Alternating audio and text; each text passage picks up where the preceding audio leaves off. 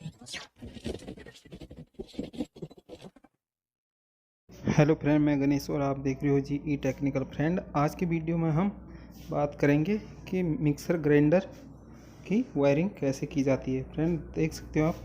तो friend start करते हैं, इसको वायरिंग डायग्राम द्वारा समझाने की कोशिश करते हैं फ्रेंड।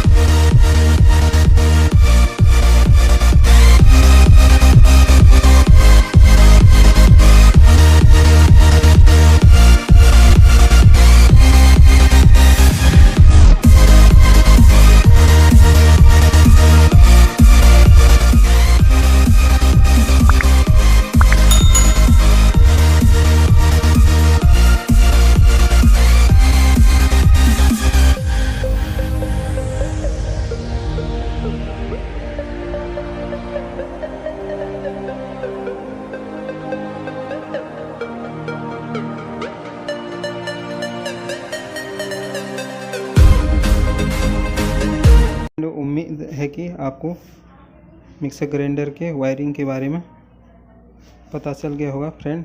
तो वीडियो अच्छी लगी तो वीडियो को लाइक करें, शेयर करें और चैनल में नए हो तो चैनल को सब्सक्राइब करें। फ्रेंड मिलते हैं नई वीडियो के साथ, तब तक के लिए धन्यवाद।